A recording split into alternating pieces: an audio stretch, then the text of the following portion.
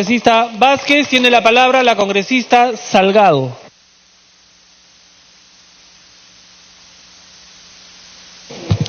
Carlita, por favor. Carla. Gracias, señor presidente.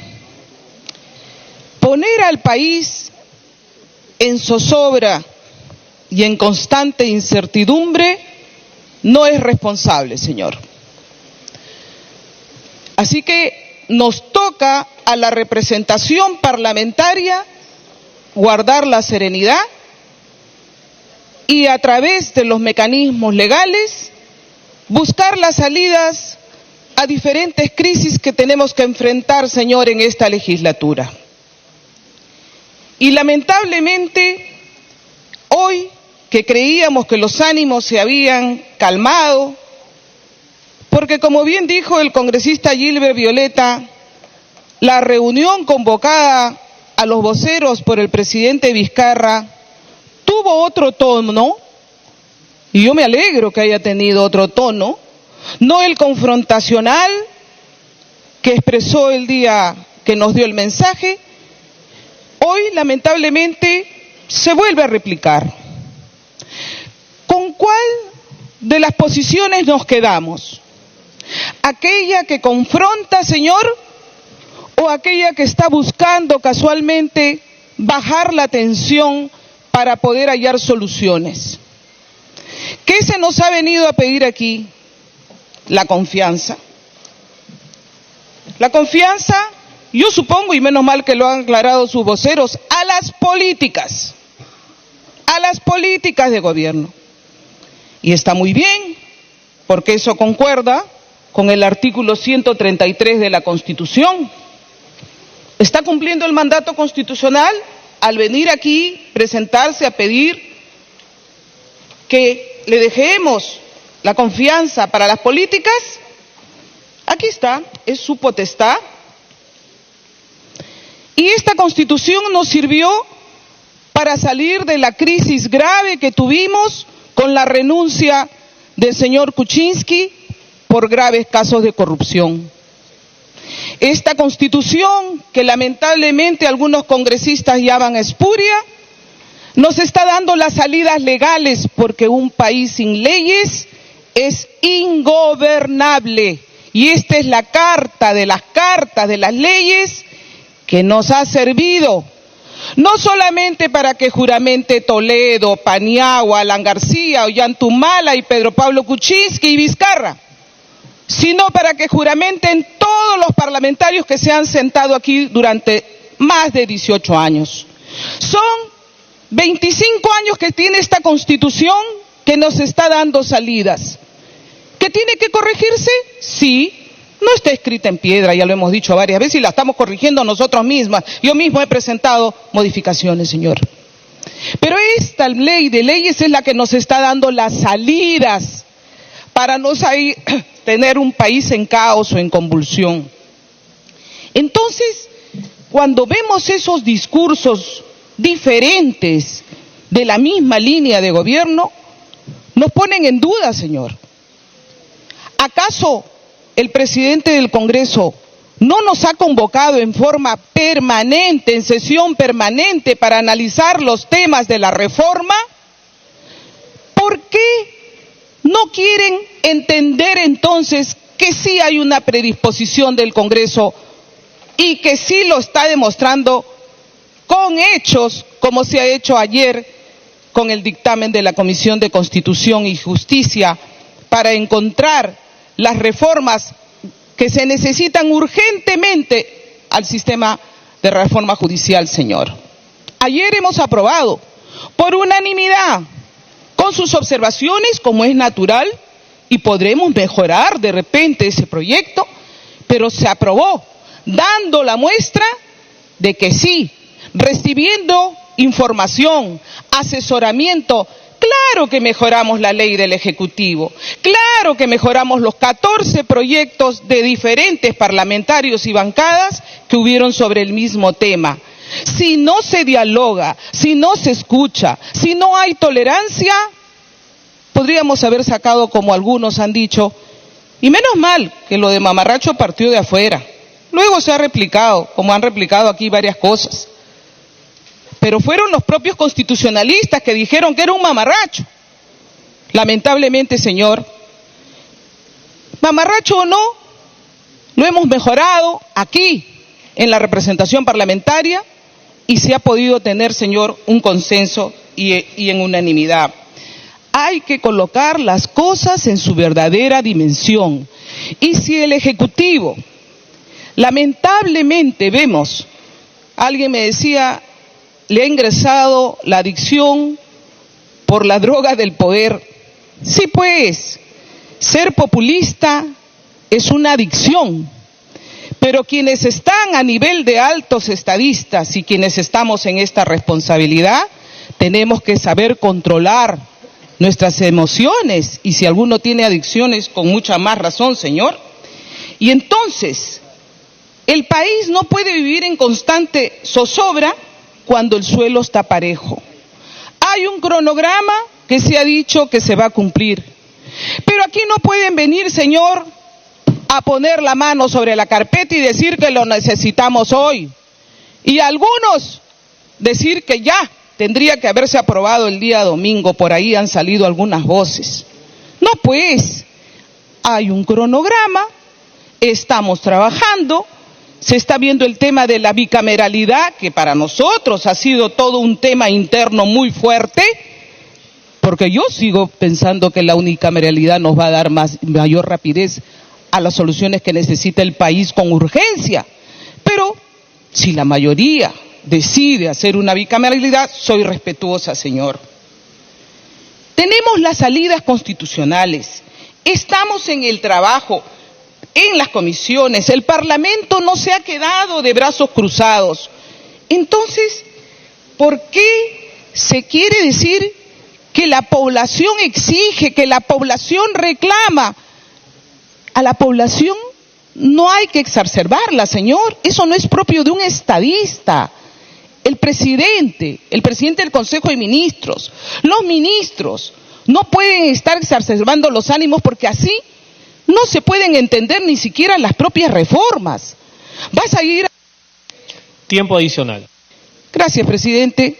¿Vamos a ir a un referéndum con los ánimos totalmente caldeados?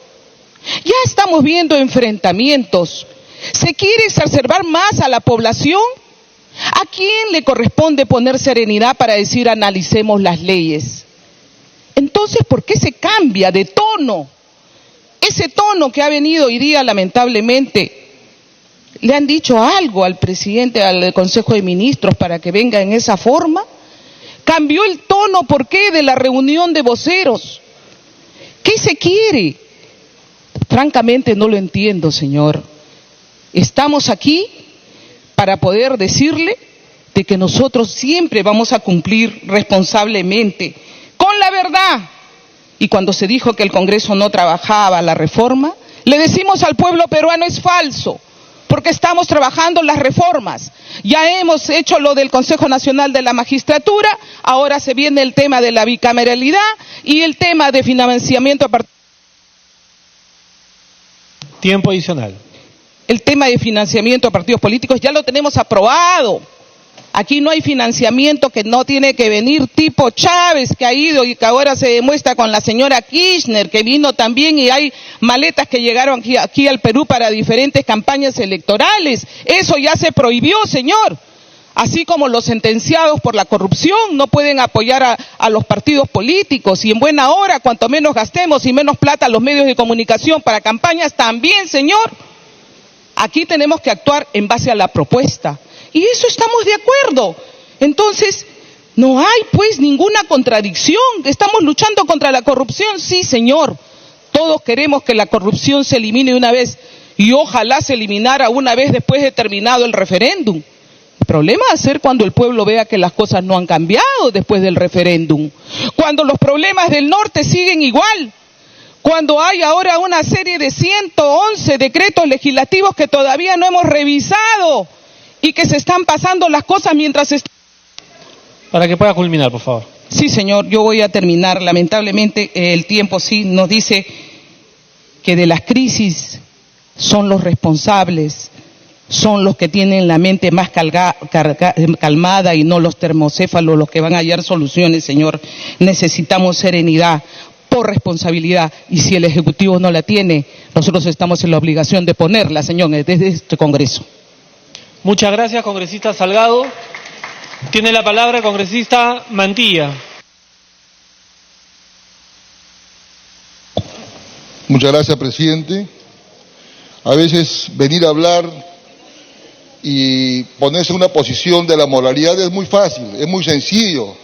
Lo escucho al presidente de la República, yo soy de la región Moquegua y conozco todo lo que ha pasado allá. Lo escuchamos hoy al Premier y viene a decir que uno de los puntos es la integridad y lucha contra la corrupción, y que además que con esta reforma debe darse inicio a un proceso de recuperación de la confianza en la política peruana. Señor presidente, justamente el día de ayer, señores congresistas, y tomen atención, me ha llegado una denuncia desde la ciudad de Moquegua por un concurso, escuchen bien, por un concurso para cubrir la plaza médica en Moquegua, donde han fabricado una plaza para oncología, donde ha postulado el señor Edwin Germán Lázaro Valdivia. Pero ¿quién es este señor Edwin Germán Lázaro Valdivia? Es el esposo de la señora Doris Odilia Vizcarra Choque. Y coincidentemente, ambos esposos, escuchen señores congresistas, ambos esposos tienen el domicilio, según su ficha RENIEC, calle Moquegua 721. Y ese domicilio de calle Moquegua 721 es el mismo de la empresa CIM Vizcarra SAC. Aquí tengo la ficha de la SUNAT, donde dice uno de los domicilios fiscales, calle Moquegua 721. Entonces, habrá un vínculo de familiaridad entre estas dos personas, de Doris Vizcarra Choque y el señor Edwin Germán Lázaro Valdivia, junto con los propietarios de esta empresa, CIM Vizcarra SAC, que tienen el mismo domicilio. Eso es lo que me falta confirmar. Tengo, según lo que me dicen, viene a ser sobrino del presidente de la República, pero quiero confirmar. Pero ¿cuál es el problema, señor presidente? Este señor Edwin Lázaro Valdivia, hasta el 30 de junio de este año, ha venido trabajando como médico en una posta del Hospital Esalú en Torata. Pero qué raro, como sabía que se iba a hacer un concurso para cubrir plazas el 12 de julio, o sea, 12 días después, él presentó una renuncia de salud el 30 de junio. Aquí está el seguimiento que he hecho en internet. Presenta el día 3 de julio, pero retroactivo al 30 de junio como último día de trabajo. Y la convocatoria para esta plaza de oncología en Moquegua la hacen el día 12 de julio. Y miren lo que pasa con este concurso, que se realiza, cómo lo sistematizan para direccionar, porque es lo que yo entiendo y creo que todos van a entender, que ha sido direccionado. El examen de psicotécnico, para el examen psicotécnico o para el concurso del pase se presentan 4 médicos, aquí están: Gamarra Manrique Renzo Reinaldo, Edwin Germán Lázaro Valdivia, Javier Paredes Arias y Jorge Alberto Sánchez Segura. O sea, se presentan 4.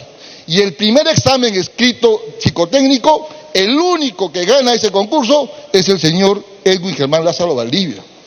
Y cómo no, pasa al siguiente examen, que es conocimientos, aprobado, y a la entrevista personal, aprobado, y posteriormente le asignan la plaza de médico como jefe de oncología en el hospital de Moquegua. Pero miren cuál es lo grave. Yo el día de hoy, hace unos minutos, lo he llamado al director del Hospital de Salud de Moquegua, donde se ha convocado esta plaza, señor presidente. ¿Y qué me dice? Que en el Hospital de Moquegua no tienen equipos para tratar pacientes con oncología. No tienen un área de tratamiento para pacientes de oncología. No tienen medicamentos para tratamiento de oncología. Y que esta plaza ha venido dirigida desde la ciudad de Lima. Entonces, ¿qué nos hace pensar este tipo de asignación de plazas? Que yo pido que esto sea declarado nulo por parte de la presidenta de Salud. ¿Qué nos hace pensar? ¿Que solamente habían cuellos blancos?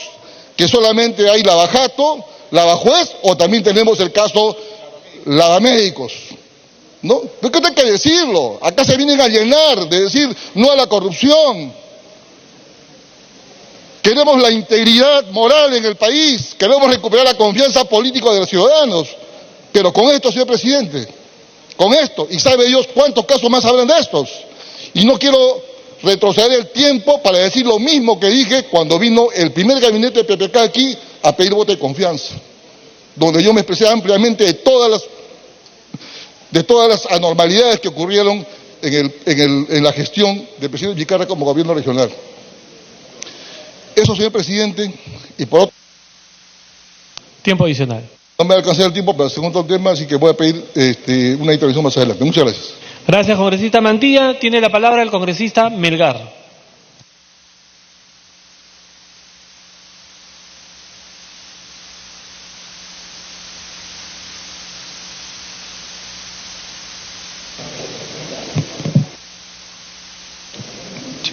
Gracias, presidente.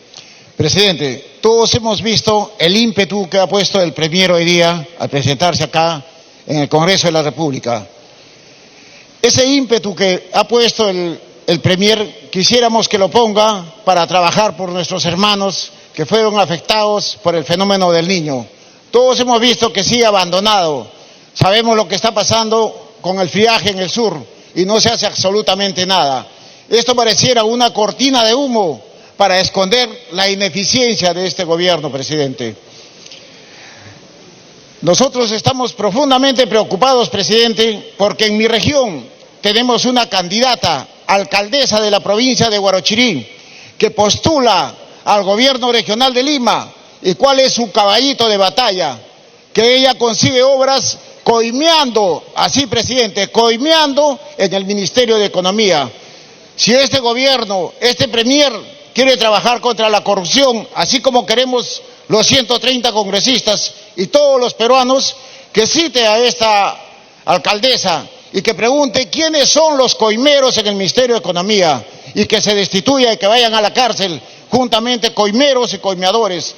¿Qué autoridades vamos a tener si estamos coimeando, estamos incitando a la coima, presidente? Sabemos que el presidente de la República ha sido gobernador regional y sabe lo que pasa en todos los gobiernos regionales. Entonces, pedirle un poco más de mesura y dejarnos de fanfarroneadas y trabajar verdaderamente por el país. Gracias, presidente. Gracias, congresista Melgar. Tiene la palabra el congresista Quintanilla. Gracias, señor presidente. Que el Perú está en una crisis política es indiscutible, señor presidente. Y el origen de esa crisis es básicamente que la corrupción ha corroído casi todos los estamentos del Estado y del poder político y económico del país. Eso es indudable. El Poder Ejecutivo nos plantea de que para empezar a salir de esa crisis que tiene que ver con la corrupción, nos ha planteado 4 proyectos de reformulación constitucional y legal: la reorganización del Consejo Nacional de Magistratura, la bicameralidad, la no reelección de congresistas y el financiamiento de partidos. Señor presidente, yo quiero recordar aquí, y a propósito de las intervenciones de algunos congresistas, como el congresista Luz Salgado, parte de esta crisis, parte de la corrupción del país, tiene que ver con el ordenamiento legal. Yo he repetido en varias oportunidades que la Constitución política, si bien no es el inicio de la corrupción, la fortalece y ayuda a desarrollarla, señor presidente, porque esa Constitución parte en el artículo 60 de limitar la participación del Estado en la economía. El 62 les otorga a los contratos con las empresas privadas carácter de ley, señor presidente, y asimismo también respecto a nuestros recursos naturales, en el 66 les otorga derechos reales de propiedad a los titulares de las concesiones mineras y otros en nuestros recursos naturales. Una Constitución que camina sin planificación y la actividad controlada del Estado es bastante débil. Y aquí hay otro elemento, señor presidente: los presupuestos de la República que venimos aprobando y el propio proyecto de presupuesto para el próximo año también tiene un marco proclive a la corrupción, señor presidente. Para nadie es un secreto que cuando dicen que el 70% de la inversión pública la maneja el gobierno nacional y en el mejor de los casos un 29% entre los gobiernos regionales y locales, los alcaldes y gobernadores tienen que venir al Ministerio de Economía y Finanzas a mendigar el trámite de sus proyectos, y los congresistas, cuando los acompañamos a los alcaldes y gobernadores a que vayan a tocar la puerta de los ministerios, ahí vemos cómo se concentra el poder de decisión, señor presidente. Hay un dicho que lo dice el político inglés Lord Acton, que dice que el poder corrompe y el poder absoluto corrompe absolutamente, y le agrega, señor presidente, que el poder es dinero, el dinero es poder. Señor presidente, esa estructura del presupuesto centralista, bajo el pretexto de que los gobiernos regionales y municipales no son eficientes, concentra el poder y abriga la corrupción, señor presidente. Tenemos un marco constitucional que debe ser modificado en lo sustancial para evitar la corrupción, para combatirla más eficiente, pero también tenemos conciencia que los presupuestos que venimos aprobando, señor presidente, dan el marco legal para que siga la corrupción, señor presidente, para que sigan las autoridades locales y regionales mendigando, señor presidente, sus proyectos ante el Ministerio de Economía y Finanzas y otros ministerios.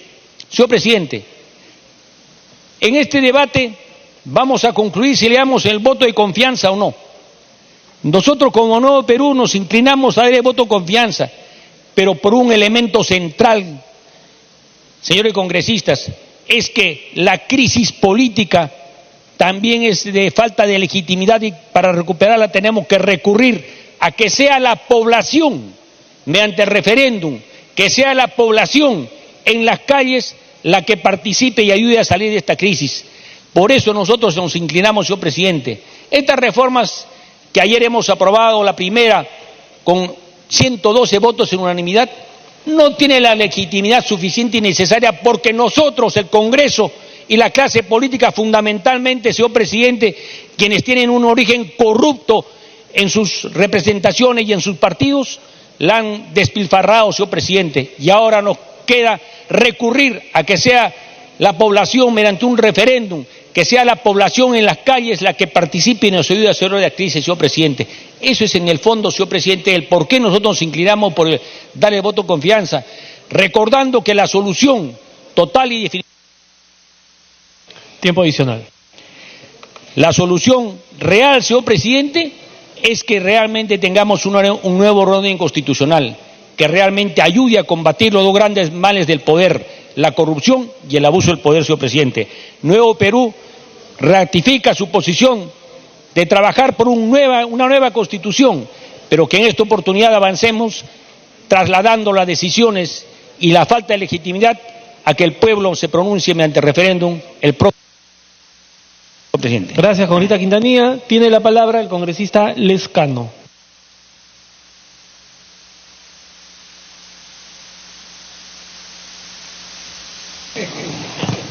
Señor presidente, ya se están olvidando algunos parlamentarios cómo surgió la cuestión de confianza.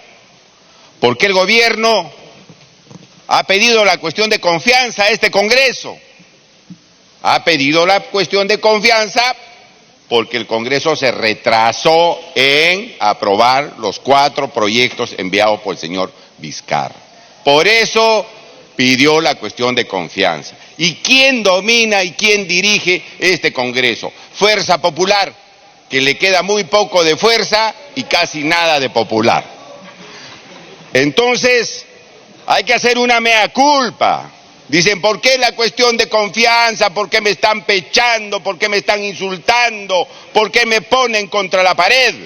Porque ha habido retraso, porque no ha habido voluntad política para tratar los grandes cambios que el Perú necesita. Acción Popular no. Acción Popular, un partido de 56 años. Estamos nosotros clarísimos desde un inicio. Otros vamos a aprobar los proyectos para que el pueblo se exprese en las ánforas. Porque nosotros, los parlamentarios, hemos llegado aquí Por esas ánforas, el pueblo nos ha puesto en estas curules para poder representarlos y nosotros, como retribución democrática, le decimos, ustedes exprésense.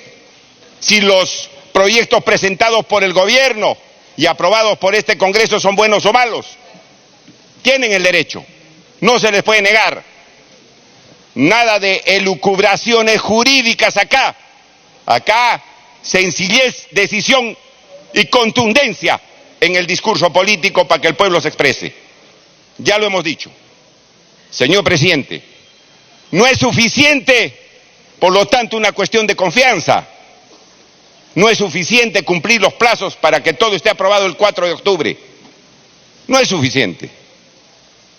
Hoy día podemos dar el voto, confianza, sí, vamos a aprobar los 4 proyectos y lo aprobamos hasta el 4 de octubre. Es necesarísimo, es indispensable aprobar bien las leyes, porque si no, les vamos a hacer trampa al pueblo, los vamos a engañar, los vamos a timar.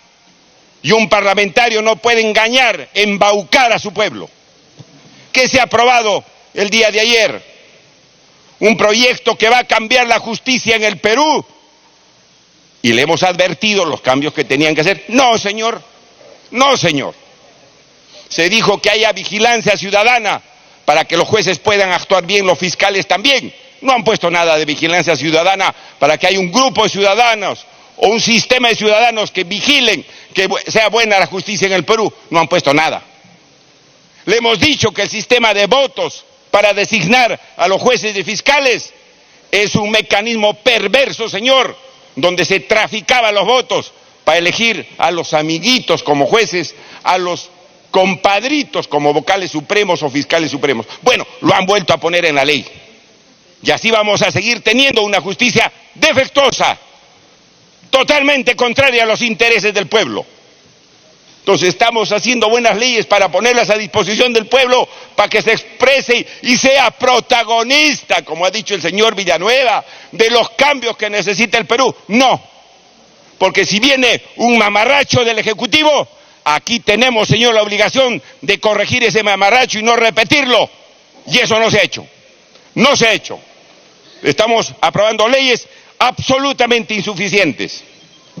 Bueno, ayer nuevamente, señor, se incurren errores aprobando la ley de bicameralidad, diciendo que los parlamentarios, los futuros parlamentarios, no tienen la obligación de hacer su declaración de intereses y publicar su patrimonio.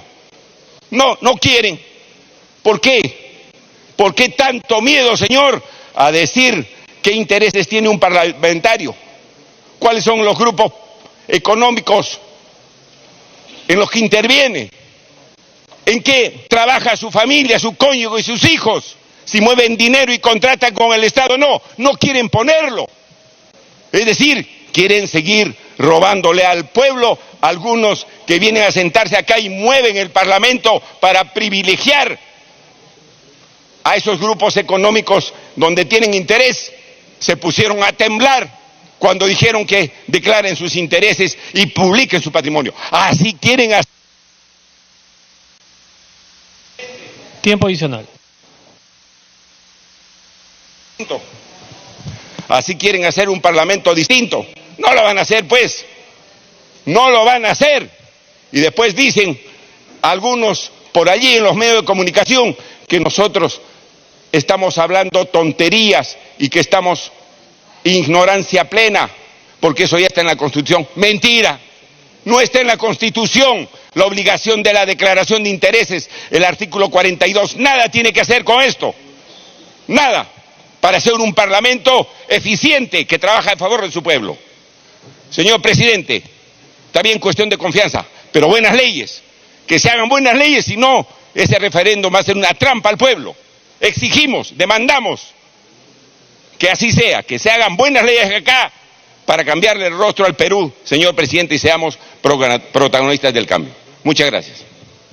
Gracias, congresista Lescano. El presidente de esta mesa no participa en el debate, pero me veo en la obligación de aclarar, en vista que ha hecho mención usted al manejo de este Congreso, que desde el primer día que llegaron estos 4 proyectos han sido atendidos con la prioridad que estos merecen. Inclusive, antes de estar instaladas las comisiones ordinarias, esta mesa cursó oficios a diversas instituciones para ganar tiempo y recoger sus opiniones.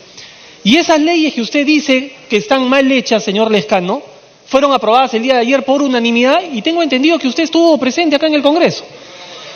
Tiene la palabra el congresista Justiniano Apaza.